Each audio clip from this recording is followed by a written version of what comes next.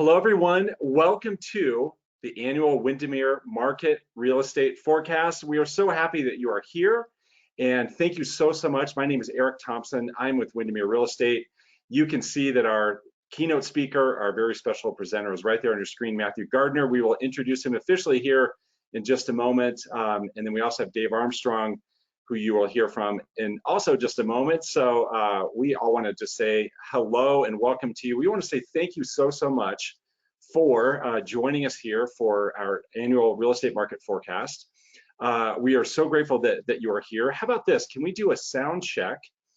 Those of you who are here live, who are already here, would you mind just using the Q&A? So you should see the Q&A tool in GoToWebinar as a way to send us a message. Let's make sure that you can hear us okay, and looks like you can. All right, so I see some nice notes that are rolling in. You guys, we have a lot of people who have signed up for this webinar. We are grateful for that. We also have people who will be watching the recording, so you may be watching the recording. We're also grateful for that. So this is our annual market forecast that we do every single year. We wish we were in person, of course. We are accustomed to being in person, but this is now the second year we've done this virtually. We felt like it was the right and more prudent, more safe thing to do. We certainly expect and hope for being back all together in person next year. The game plan is we'll be together for 1 hour. We're gonna go until noon Mountain Time. We'll be together 1 hour. You're gonna get so many takeaways, so many insights, so much clarity about where the market is today and why, and also where it's going. You will hear all about that. Our mission is to inform you, give you great valuable insights and information so that you can make great decisions, so that you can be even more clear about what's happening in the market. All of you should have received by email, you should have received a packet of information. And that's our packet that's related to this presentation. So look for that in your email. And we also conveniently, we dropped it into the chat for you. There's a Dropbox link, so you're welcome to grab it that way as well. As I mentioned, I will in a moment introduce our keynote speaker, Matthew Gardner. But the first thing I'd like to do is introduce and acknowledge our headlining sponsor. And Matthew, if you can advance just one slide. Elevations Credit Union has for years been a terrific sponsor of this event. We really couldn't do it in this way without them. From Elevations, we have Dave Armstrong with us. So Dave, thank you for your help and your support, and for always being a partner with us in this event. And you have a few words to share, so take it away, my friend. Yes, absolutely. Thank you, Eric. And hello, everybody. It's good to be here. Elevations is always happy to be a sponsor with Windermere. Our company values are very much in alignment. Elevations is a community-based organization. We're owned by the community. We are a financial co-op, which means that we give back to the community a lot. I'm really proud of our organization. If you're not familiar with Elevations, but I'm really proud of us.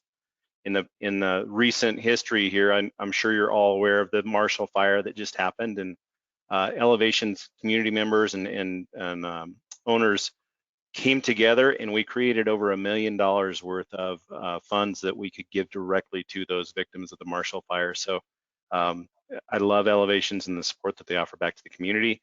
I'm really excited about hearing what Matthew has to say, as every year. Seems like he's spot on, and I enjoy hearing his perspective of what's going to happen with rates going forward. It certainly looks like the markets are trying to find some stabilization, and I'm looking forward to seeing his perspective on that. So thank you so much. I appreciate being here. And if you would like a hard copy of the booklet that is going to be presented today, please feel free to stop by Elevations branches. We have some on stack that Eric has provided to us. So. Yeah, so if you like a printed version of the packet, just stop by an Elevations branch and they can help you with that. So Dave, thank you again. Thank you again, Dave, so much. We have just a couple other sponsors to acknowledge. So Old Town Media, they're our media, our PR partner, just an incredible company locally based in Fort Collins. They've offered so much help with this event through the promotion of it, the collateral. If you own a small business in Colorado and you're looking for someone to help you with the promotion of your company, Old Town Media is terrific. Homespun Staging and Design. What they do is offer beautiful home staging. They do an incredible job for us. They help us with many of our listings to help our listings to look even better. So thank you to Homespun. And then also thank you to Choice City Home Inspections. They are our preferred vendor for home inspections. For many of our listings, what we offer is a pre-inspection to reduce surprises that come up along the way during the transaction. So thank you, Choice City, for your support as well. Okay, now, my friends, it is time to introduce the person that you are here to see and listen to. And that is our Chief Economist, Matthew Gardner. I'm lucky enough to call Matthew Gardner a good friend, lucky enough to say that we are the only real estate brokerage in the country that has a Chief Economist. Matthew provides so much value to our brokers, to our clients. You may have watched his videos that he puts out on YouTube. They're called Monday with Matthew. You can find those on YouTube. I'm guessing many of you have attended the live events that we've hosted before, and you've heard from Matthew. So Matthew, again, we wish we were together in person, but we so appreciate you committing to be with us here virtually in Colorado today. And Matthew, I'll let you take it away. I know you have lots of information to share. So the stage is yours, my friend. Thank you. Stage, I wish. Thanks, Eric. And hello, everyone. As Eric said, I would love to be with you in person. This year was not to be, again, blame the bug. But hopefully this time next year, we will be face to face again. I very much look forward to it. All right, so you've got to buckle up. And the reason being is that I normally give 2 speeches in Colorado, one in Denver, one up in Fort Collins. But because we're doing this virtually, we're combining both market areas. So there's an awful lot to get to in a very short period of time. So rather than pontificating, let us get going. All right, so if by chance you haven't heard me speak before, I take a bit of a top to bottom approach. So we'll touch briefly on what's going on in the US economy. Then we'll start distilling it down to the regions we'll be talking about, both from an economic standpoint and obviously major reason why you're here, what is going on with housing. So big picture of the economy, growth. We define growth based upon GDP. It's the value of goods and services we create as a nation. Back when COVID-19 hit, if you look to the far left, we saw the biggest contraction in the economy in modern history. Why? Well, in essence, we turned the economic lights off when COVID-19 came along, but it was then followed by the biggest expansion in history. My forecast going forward, we had a stellar fourth quarter, no doubt about it, almost 7% growth on an annualized basis. However, it is going to pull back in the first quarter of this year. Blame the bug. Omicron obviously has hit very, very hard. And because of that, I still expect to see growth, but it's not as robust as many economists had been forecasting. Up until probably a month ago, we were looking at somewhere around 4.5%, now down around 2.5%. But even then, if we look at it annually, great growth we saw in 2021 will still be positive this year and indeed next year, and reverting back to the long-term average, which generally is around 2% growth. Big picture is that I don't expect to see a recession, because we actually did have technically a recession in early 2020, and growth will return back to a version, I think, of new normal as we come out of the pandemic, as the pandemic becomes endemic, which I think that it will. On the job front, well, there's a bit of a problem here. This is the number of job openings. These are vacant job openings in the country today, and versus a long-term average. It is huge. Now it's stabilized, but still at massive rates. Now, why is that important? Well, it's important because of this. If we relate the number of job openings to the unemployed people, well, in December, there were 4.6 million more job openings in the country than there were unemployed people. So we have a very, very significant labor shortage going on. And on a monthly change in jobs, December was horrible, sub 200. January numbers come out on Friday. Do not be surprised if they turn negative. For a while, we would tend to be looking at around probably 100, 150,000. Now, most economists, including myself, I think we'll probably be negative, maybe around 100,000. Morgan Stanley actually says 250,000. Now, you shouldn't be worried about it. The reason being is, again, you can blame the bug. People just don't want to go back to work again. And so we will see a drop. However, it is going to pick back up. But it's also worthwhile comparing what we went through with COVID to what we saw through the financial crisis, through the Great Recession. I'm an economist. We love putting indexes together. So this is an employment index, and it shows you the red line. Well, it took us 75 months to recover all the jobs lost. Now, we saw a far faster contraction when COVID-19 hit, but it is getting better, although we are still down by a bit more than 3.5 million jobs. And my forecast going forward, now, if you look at Q1, that 321 number, that means we should have added an average of 321,000 jobs per month in the quarter. And the same thing applies moving forward. It'll get better in the second quarter, pulling back a bit, but it's still going to be above the long-term average for the country, which tends to be around about 200,000 jobs added every month. And if I'm correct, then we should just by the skin of our teeth recover all the jobs that were lost due to COVID-19 by the end of 2022. On the unemployment side, is trending down, probably average 4. Now, I know that we're below 4%. I think, again, when the numbers come out tomorrow, it'll probably stay at 3.9. Not much of a movement in that. And the reason being, in terms of contraction, is I expect to see more people enter the workforce. And as they do that, start looking for work, well, then they are counted as being unemployed, as opposed to the fact if you're out of work and not looking, actually not counted. So still, it will be getting better. So from a national perspective, variance. I mean, I know I'm an economist, not an epidemiologist, and I know more about this bug than I would ever wish to. As we go forward, will we see more iterations? Well, there's the BA2 that's out right now, more transmissible than Omicron, but less deadly. So the big question is going to be, how much longer is this going to impact us? I certainly think the number of people getting boosters is increasing. That's a very positive thing.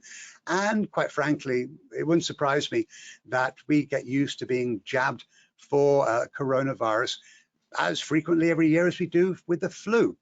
So hopefully, even though we will likely see more iterations, no one is particularly perturbed about it yet. Hiring, however, is hard, as I showed you earlier on. In the face-to-face industries, service sector, leisure and hospitality, retail, people don't want to go back. And certainly in the hotel industry, to cleaning rooms, for example, they don't want to do it. And so what we've seen is a significant increase in wages in that sector. In fact, leisure and hospitality wages are up over 8% year over year. But it's not just that. In white-collar industries, I'll be honest with you, I don't know anyone that lost their job due to COVID-19. Yes, everyone was working from home, but they were still working. But companies need to attract people. They need to keep the good staff they've got. So we're seeing significant wage increases there as well. In fact, across the board, I expect to see probably 4 to 4.5% wage growth in 2022. And that is important. Now, I'll mention inflation and the impacts there in a few minutes, but it's important because the pandemic impacted renters far more significantly than it did homeowners. But as we expect mortgage rates to rise, again, I'll talk about that a little later on, it's certainly significant to know that we are seeing increasing wages to keep up with those increasing mortgage rates. Build Back Better. I hope it passes. It will be a boon, certainly to blue-collar industries. Will it? Who knows? And I say that because reaching across the aisle in Congress apparently has disappeared.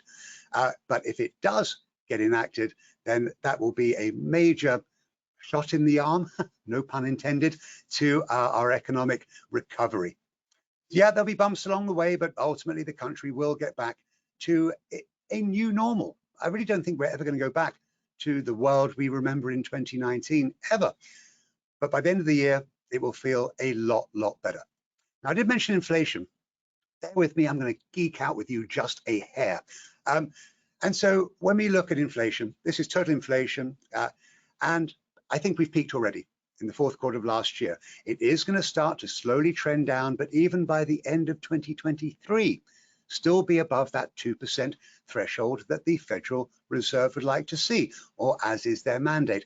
They tend to look at core inflation, which excludes food and energy, which are, as I'm sure you are aware, very volatile sectors.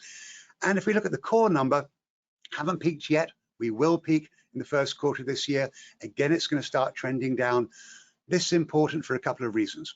One, the Federal Reserve will raise rates. We know that. Many economists, including myself, believe that we'd see them increase 3 times this year. Well, now we're saying 4. And that isn't necessarily a bad thing. But the reason why the equity markets have been doing so terribly, at least until a few days ago, is that people are worried that we'll see more than a quarter point increase in the Fed funds rate through the 4 increases we'll see this year. So there's certainly some concerns there. We are going to see them raise rates, no doubt about it. And it is going to be more expensive. But is this really that bad? A lot of people, when you see these kinds of numbers, well, they go back to the 70s or the early 1980s with the stagflation we saw, or the inflationary spiral that we got into. I think it's different, and it's different because of, obviously, COVID-19. So bear with me a couple of seconds on this. So year over year, we know that total inflation is up 7%. We know that core inflation is up 5.5%. Big numbers. But let's take a quick look at used car prices over time. So used car prices, this is the monthly change in used car prices. Remarkable. Now, it did drop down last fall, but they have been increasing significantly because there's a semiconductor shortage. Good luck finding a new car, very hard to come by these days. But if you take the increase in used car prices, but you, rather than looking at them on a 12-month basis, annualized from the month before COVID-19 kicked in, so that'd be February of 2020, what does that look like? Still huge, over 25%. But let's look at this. So core change, 5.5. If we take that number, but we take it annualized, look at the annualized rate from February of 2020 to now, 3.4. Not great, but a bit better. Well, let's take out used cars, which account for just shy of 1%. So what's Gardner's version of inflation today? 2.6, not that bad. And it really is because of the supply chain issues we're seeing. We're certainly seeing increasing energy costs, but also food costs are going up. Now, why are they going up? Well, pretty much 4 companies control a lot of the food supply in America. Now, if they were losing money, if their revenues were coming down, I could see them increasing prices, but they're not. They are making more money than you can shake a stick at. So record profits. So we're actually seeing some price gouging going on there as well. That will settle down. So am I particularly worried about it? Do I think we're going to get back into that insane rate of inflation that we saw back 30, 40 years ago? I don't see it happening. It is going to get better. Yes, Jerome Powell had been beaten up a lot because he used the word transitionary about inflation. I think it is transitionary personally, but it's just over a longer period than anyone had hoped for. All right, so that's national. Let's look at the regional economy. Starting out with the Denver Metro, again, the index getting pretty close. You're down by, well, just shy of 14,000 jobs. So what does that mean? Well, you've recovered over 185,000 of the 199,000 jobs that were lost due to COVID-19. I mentioned how it impacted the economy differently. I mentioned earlier on leisure and hospitality, by far the biggest hit, lost over 81,000 jobs, but it's still got 63,000 back. But look further down the list: retail trade, professional business services, transportation, warehousing, utilities, financial activities, wholesale trade have recovered all of the jobs that were lost due to COVID-19. And my forecast for this year, I showed 2 different forecasts. I know there's been several forecasts that have come out in Colorado recently. They tend not to look at December to December. They look at an annual average. So if you were trying to compare this number with theirs, it would be naturally very different. So December to December, 94,500 jobs were recovered. I think you'll add on another 60 or 62,000 this year.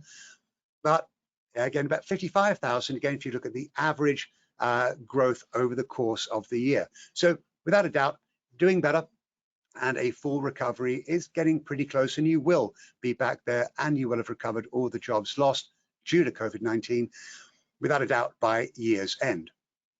And looking north up into Fort Collins, smaller markets, it tends to be a bit more frenetic, as you can see here. Although it's interesting, as a smaller economy, it only took less than 4 years to recover all the jobs that were lost back in the financial crisis. So you've got back about 21,000 jobs of the 26,000 that were lost. You're shy by just short of 5,000. So it's getting better. And again, look at this. Interesting recovery in leisure and hospitality, almost back there. Retail's back, education, business services, finance, construction, wholesale trade. So in all, a pretty decent picture up north. And my forecast, 7,500 jobs added last year, about shy of 6,900 will be added this year. It could be more, but and same thing with Denver, but a bit of a labor shortage is the problem there. Now, it doesn't look so good on the annual average, but it's only because you lost so many jobs. So don't worry about that.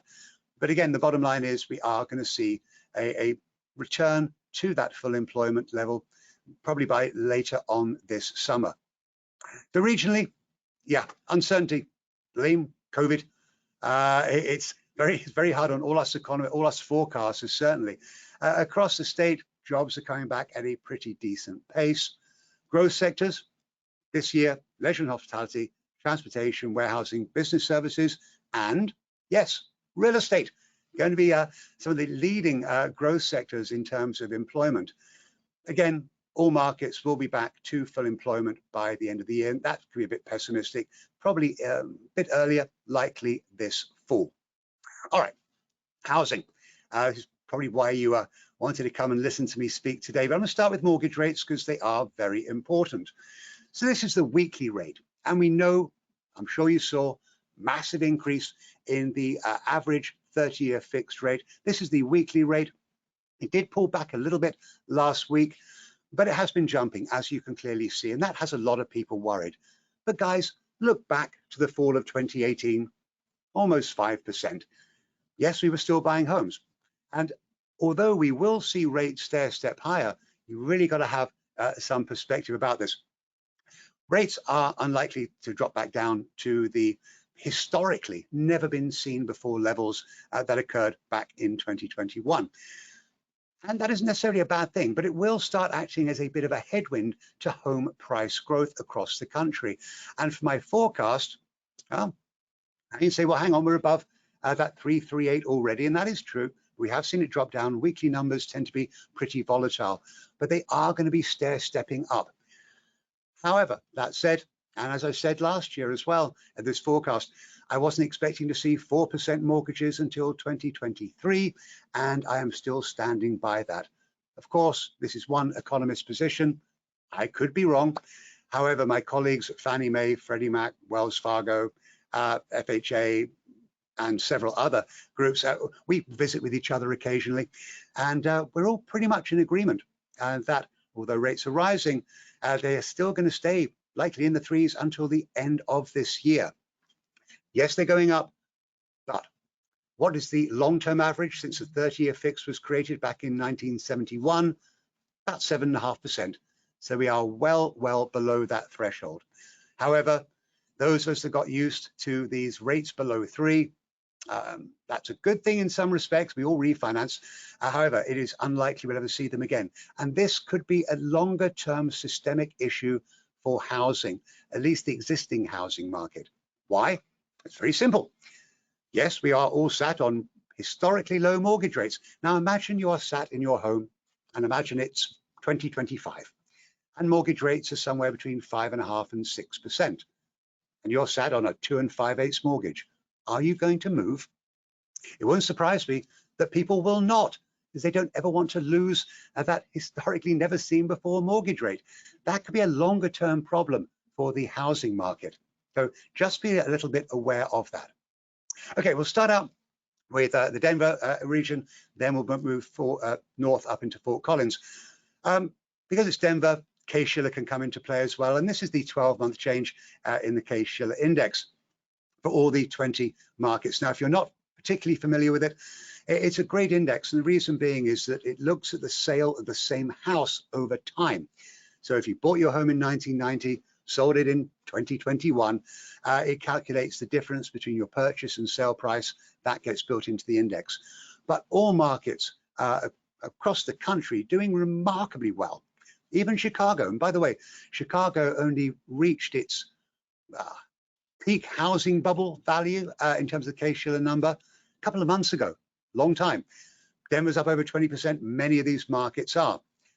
But are prices really that high? Is the index really that high? Well, Bob Shiller, one of the co-authors of the Case-Shiller Index, wrote a book called Irrational Exuberance, a number of years ago. I read it, it's a good book. What he said is that if you're trying to calculate what real housing values are, you need to adjust them for inflation. And that does make sense. Think about it, the value of $1 back in 1990, very different from the value of $1 today. So I said, okay, let's run with it. So I took their model, created my own, and came up with this. So this is the nominal, unadjusted for inflation, Case-Shiller Index for the country as a whole. You can see the housing bubble forming, bursting, and look at us now. I mean, massively higher. But take that index and adjust it for inflation, and it looks a bit different. So if you look at it from peak to peak, or rather peak to now, well, up by almost 50% from the pre-bubble peak, but in reality, up by less than 12. So is it that bad? No, I don't think it is. Now, part of my job at Windermere not only is to keep our brokers engaged, understanding what's going on in the market, but also to try and find signs of bad things happening. Based on this, I think we can, there's still some more legs ahead of us, but there are some markets of concern. And guess which ones they are? Yeah, yours. So, I mean, from peak to now, doubled. And even on a real basis, adjusted for inflation, up by over 50%. So the Denver market is one which has done very, very well. Not saying it's a bubble, but can this pace of growth, pace of price appreciation continue? It cannot. And I certainly don't expect that to carry on. However, are we going to see any significant slowdown this year? No, we won't. And I'll get to that in a second. Now, the other market I worry about actually is where I am based here in Seattle. Not quite as bad as you, but it has gone up very, very significantly, and affordability, therefore, is becoming an issue. So we take the Denver metro area, which are the counties, which I'll break down shortly. Everyone is worried about one thing, and it's what makes all the media headlines, which is this, the number of active listings. So here we're actually looking here at 5 counties. I take out a couple of the smaller ones. 504 units were listed as being for sale in December. Horrible, horrible number. But it's not the number that they should be reporting. The number they should be reporting is this one, new listings. Why is that important? Well, according to the multiple listing systems across the country that we have, active inventory is taken as the number of homes on the market on a set day of the month. Normally it's the first, sometimes it's the last day of the month. However, new listings, well, that's the number of total listings that have come on the market during the course of that month. Now, if a home comes on the market on the 3rd and goes pending on the 15th, well, guess what? It's not counted under the active number. So you can see a lot of sales occurring and say, well, how can that be happening when there's nothing to buy? I mean, right now, active listings are at, the all-time low was actually back in March. Now, this might be a bit different from the numbers. If you're a broker that you're looking at, there's a reason for that. I adjust my data for seasonality. Otherwise, it just looks like a sine curve. So it will be different, but the trend in essence is the same. What you should be looking at, the green area should be greater than the blue area. That would be a more balanced market. Are we balanced now? Absolutely not. And sales have been growing significantly. This is quarterly growth. Second quarter 2020, we did see a contraction. Why? Well, for a brief period of time, selling a home was not considered to be an essential industry. And so brokers took a week or so off. But the improvement from that point onwards has been palpable. And if you look at sales over time on an annual basis, you've been above the long-term average for the last 9 years. So really, as we were recovering from the bursting the housing bubble, which was in essence around 2012, doing remarkably well. On pricing, I like to look at average and median. It is important to look at both of them, but doing extremely well. And that pace of price growth, which I talked about earlier on, significant. Oh, but remarkably so. The market's been very tight. And how do we know that? Well, months of inventory, as in how many homes on the market at any one time, how long would it take to sell the number of homes on the market given prevailing demand? A balanced market actually should be somewhere around 4 months, not less than 2 weeks, which is where you stand, or where you stood rather, last year. And we saw an uptick in December, no surprises because of seasonality, but on average, in these 5 counties, it's taking 2 weeks. And the market's been out of equilibrium for the last 9 years. A lot more demand than supply, in addition to mortgage rates dropping. For every 1 percentage point drop in mortgage rates, a buyer can afford to pay 10% more for a house. Now that can be great if you are a homeowner, but there's some other ways to look at it as well. And is it impacting affordability? Yes. Haven't got Q4 data out yet, but in the third quarter of last year, just a little more than 53% of the homes that sold were affordable to households making median income. Look at that compared to 2012.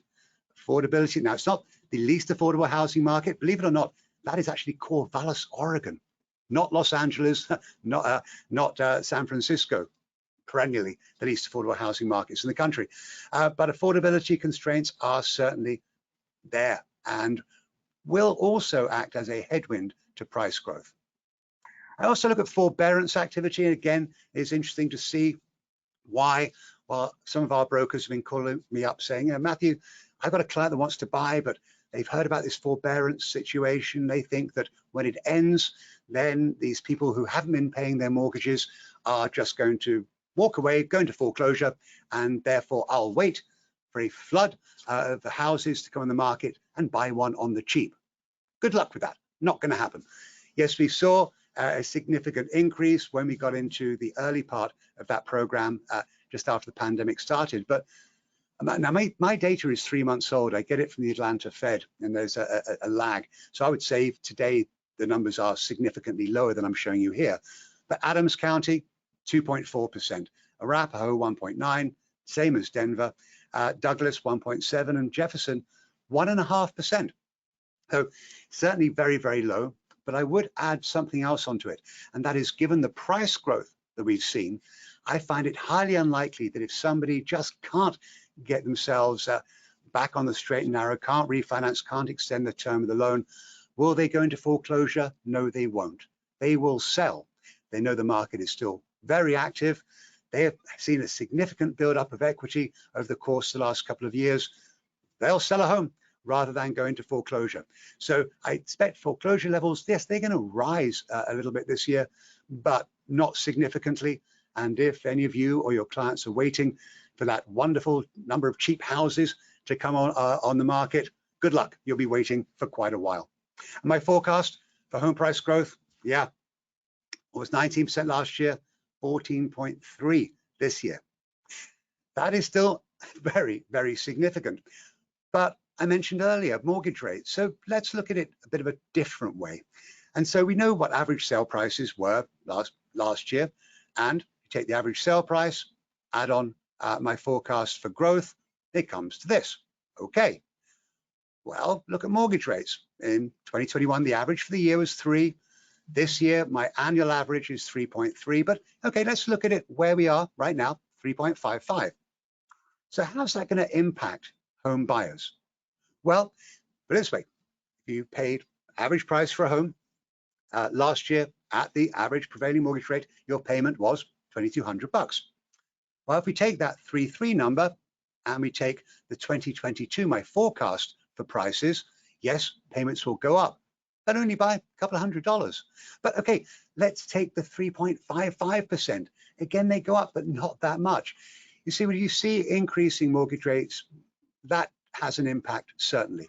However, we're starting from such a remarkably low basis that it's very different from mortgage rates rising, let's say, from 5 to 6% in terms of the monthly payment. So they are going up, will act as a bit of a headwind to home price growth, but remember what I said about incomes. I do expect incomes, certainly for the time being, to keep up in most markets. On the new construction side, building permits, only Denver is below, in terms of 2021, below the long-term average between 2000 and 2019. All other markets are above that. So in a normalized world, seeing a lot more permits, builders will be building more. That should take some of the price pressures off existing inventory, but it hasn't. So this number of listings now, you've got to be a bit careful because builders are notorious for not doing a particularly good job at listing all their units on the local multiple listing service. But on sales, yeah, you've been at or above the average, a long-term average for some time. And that is good, but the problem with builders are construction costs. Land costs, labor costs, material costs we know about, lumber certainly, but even copper, steel, aluminum, even PVC pipe, getting a lot more expensive. And that means that builders are being more cautious now than they ever have been. And so yes, they can pull a permit. That doesn't mean they're going into vertical construction. And we've seen a significant jump in sale prices last year. Now, what was interesting to me is that houses that were being built actually started getting smaller starting in about 2010. However, that turned around in 2021. They started to get bigger again. Blame coronavirus. A lot of people now are looking for homes that have more room separation, but more importantly, they want a dedicated workspace that is not their dining room table. And so builders are now building in these spaces, whether they be formal studies or at least an area that people can work from. And therefore, homes are getting bigger. And the share of total sales was down. And so because their share is down, they haven't been building as much, even though they've been pulling permits. That really tells me that they've been holding back. And because they've been holding back, but we've still seen demographically driven growth, well, that has put significant upward pressure on home prices, existing home prices, certainly. All right, the counties. Start out with Adams. On the supply and demand side, no listings, but in reality, yeah, not balanced at all. I mean, right now, we are just off the long-term average for new listings, but on the sales side, they above the long-term average for several years now. In fact, sales were up by over 6.5% in 2021 over 2020. So very robust, and pricing doing the same thing. So we saw solid price growth, both average and median. So it's been stair-stepping higher. Think about it this way. If you bought your house in 2012, well, quite likely it's gone up by a factor of 2.5, both average as well as median. So I'm not sure where you get that kind of return elsewhere, but a consistent increase in prices. And in fact, year over year, again, 18% on median. Now, there might be a couple of statisticians out there that are thinking, hang on, Gardner's wrong. You can't have median increase greater than average. Actually, you can, because it's a movement in the distribution curve, i.e. more expensive homes were selling relative to cheaper ones. So that can actually happen, but the pace is very, very significant. And going forward, I think we'll see 12% price growth. A couple of areas will be higher than that. Westminster should be up by about 14, Commerce City probably roughly a bit less than 14%. So pulling back from 2021, but still double-digit price increases. Arapahoe County, very similar picture. Active inventory, right now, new inventory levels are slightly above that long-term average, but we are close to an all-time low in terms of what they define as being available, that active number. But sales were up again almost 6% year over year, been robust, significant. If you go back long-term, the average about 3,800 transactions, been above that 4,000 figure for the last 9 years. On a pricing basis, has seen a bit of a drop down in terms of average price, but again, that median, both of them stair-stepping higher and still remarkable. We need to go back to 2012. Think about it, we saw very significant price growth in 2012. Why? Because houses in essence were cheap, because when the housing bubble burst, we overcorrected on the downside. And that's why if you bought then you pretty much timed it perfectly. But as we go forward, 18.5% last year, my forecast is for just over 14% this year. Down in Denver, again, similar, all-time low in terms of active listing, that 79 number, haven't seen that before. However, sales still rose, even though we did see a trend down in new listings, but up by about 8.3% year over year. Again, pretty impressive across the board. And pricing, now, a lot of these charts tend to look the same, quite frankly, but have all been doing remarkably well. Where you do see a bit of a difference is you broke 19% in terms of price growth. That is a remarkable figure. But I expect probably about 14% prices will increase this year. You know, I look at these double-digit numbers, and I, quite frankly, my heart of hearts, I'd like to say that I'm wrong. They need to be below 10, and they will certainly be that way, but not this year, I'm afraid. Even though mortgage rates are rising, we're still going to see significant demand, and we'll find buyers out there. And also bear in mind the fact, and this is across the board, because of inflation, buying a home is actually a very good hedge against inflation. And so it wouldn't surprise me to see even more demand increasing as we see those that inflation rate stay significantly higher than it should. All right, down in Douglas County, active listings. You know, new listings were a bit below the average, but sales were up here by roughly about 2.1% year over year. So it's still, again, unbalanced. I just don't like to see the level of active listings be that significantly below that level of new listings. And now list prices, not sale, are now well above $1 million. That should be concerning, but it doesn't really, because the county has the highest median household income in the state. And, you know, little known fact is Douglas County actually has the 7th highest median household income of any county in the country. Impressive, isn't it? Anyway, so list prices are of existing inventory are interesting as well, because they are well above the list prices of new homes.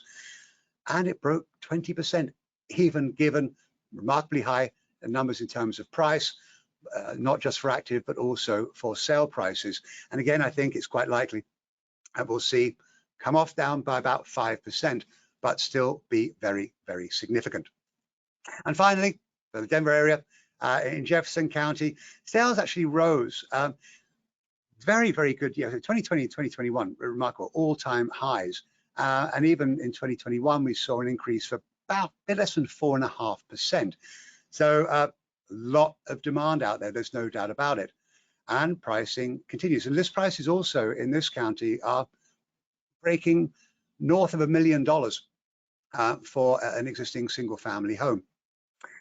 Average price up 19.7 last year. It'll be up by about 15% this year. Morrison, but it'll probably be a little bit more than that, should be about 16%. Obviously, there's going to be variations, but I can't get into the minutiae because of the time constraints we have today. All right, looking north, up into Fort Collins, similar picture. Terrible, but new listings are keeping the market pretty robust, quite frankly. And this is demonstrated by sales, and sales continue to trend at very decent numbers.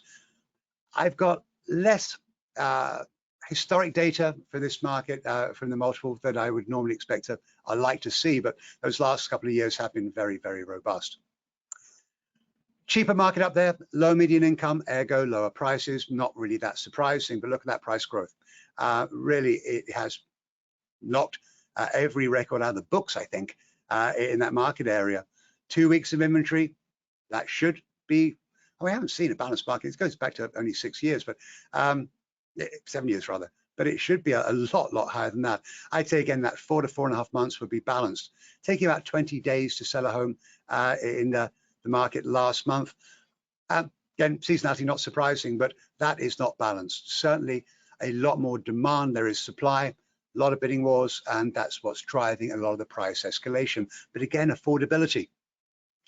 57% of homes that sold in the metro area were affordable to households making median income. Go back to early 2013, I mean, 86%, quite remarkable. On the forbearance side, well, Larimer County is only 1.6% of owner-occupied housing units with a mortgage, sorry, not owner-occupied, housing units with a mortgage were in forbearance. Weld County a bit more elevated at 2.7% in September. But again, 3-month lag, I do expect well now likely to be around 2, probably 1.9 to 2, and Larimer probably going to be closer to 1.2 to 1.3. So again, trending the right direction. And my forecast, well, 18.6 last year, 14.3% this year. And a similar thing that I did for Denver, let's run it here as well. And so you look at sale prices and my forecast, it'll go from about 540 to about 615. We know we've already talked about mortgage rates. So if you paid an average price for a house with an average annual mortgage rate in 2021, your payments were $1,800. Well, using the 2022 forecast and 3.3%, that will jump by about $400. Even at 355, it will go up. But really, the increase isn't that significant yet. Will it act as somewhat of a headwind? Yes. So we have to think about it two ways. One, mortgage rates rising is a bit of a headwind. Two, affordability is an increasing headwind as well. And on the new construction side, unfortunately, Weld County doesn't report their numbers as frequently as I like. So I'm still waiting on the annual 2021 numbers to come out. But in all, we haven't really seen much of a change. We saw a big jump between 19 and 20. But we saw a bit of contraction in Larimer County.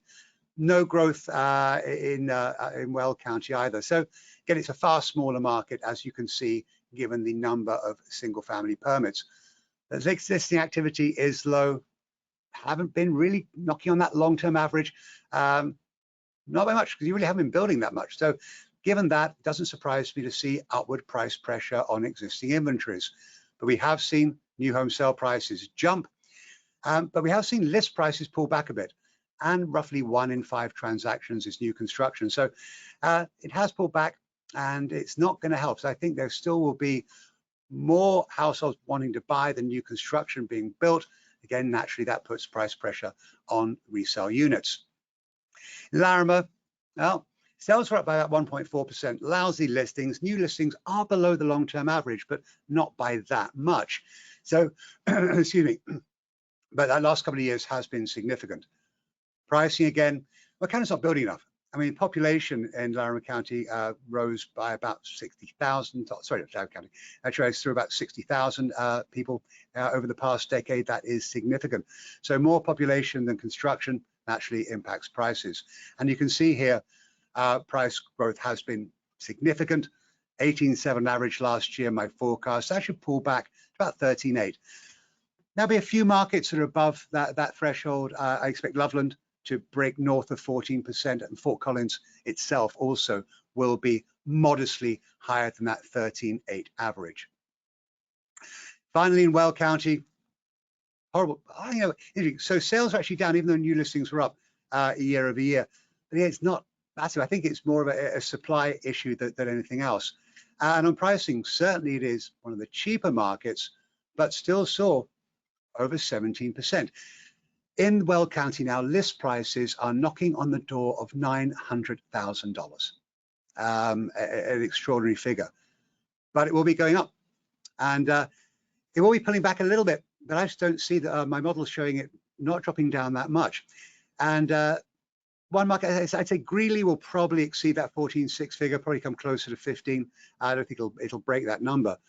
So what we are seeing, quite frankly, across the board, I know I've spoken very quickly, and I do apologize. I'm English. I do it normally, but I want to make sure we are out in time and still have chance for some questions.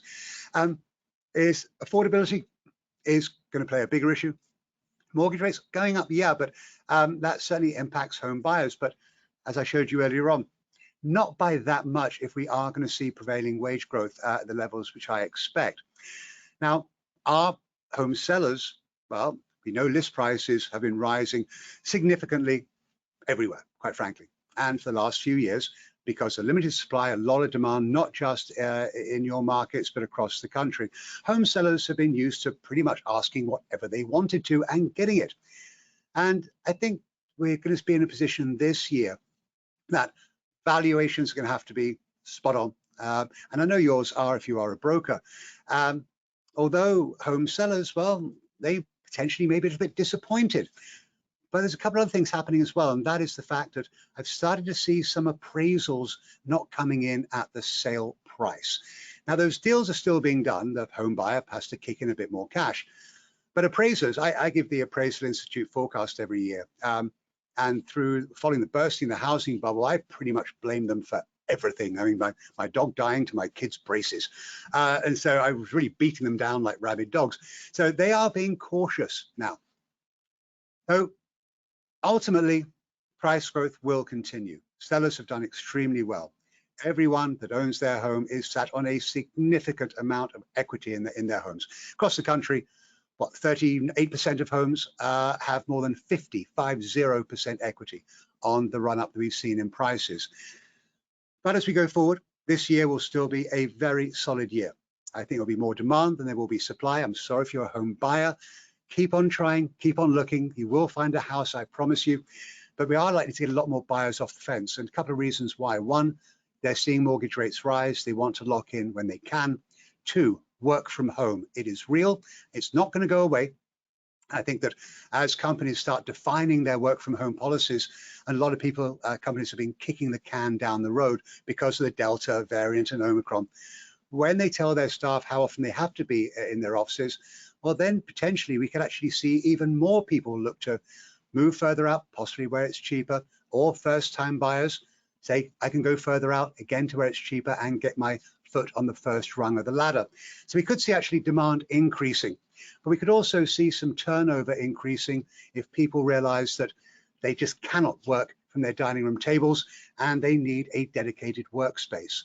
And home sellers, even if they don't have a study, well, what I've noticed is they're creating dedicated Zoom spaces, which is kind of interesting, because what people are looking for in a home now has changed because of COVID-19.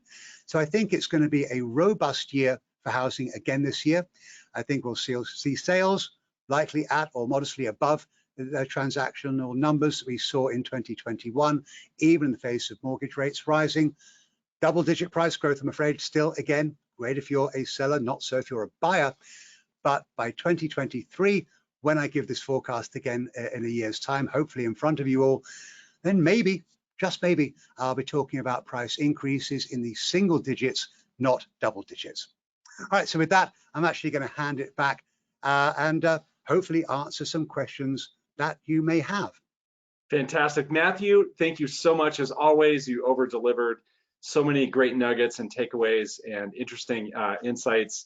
And it may make sense, Matthew, to put that slideshow back up on the screen if that's okay, just to show those last couple of things. Everyone, thank you again for attending. Here's what we're going to do with Q&A. So all the Windermere brokers are lucky enough coming up this afternoon at 1 o'clock. We're going to have a private session with Matthew where we're going to recap some of this information. So all of you listening who have questions, I would encourage you to do one of two things. Reach out to your Windermere broker right now with the question that you have that you'd like us to ask him when we have this private session this afternoon, or you can put your question right here in the GoToWebinar question toolbar, and we'll be able to see that. We'll have a chance to ask Matthew this afternoon, and we promise that we will absolutely get back to you. But Matthew, I mean, real quick, just to recap, the national economy, very healthy, extremely healthy. On the employment front, there are many more job openings than there are people even looking for a job. So, I mean, what comes up for me probably is that's going to be a push up on wages.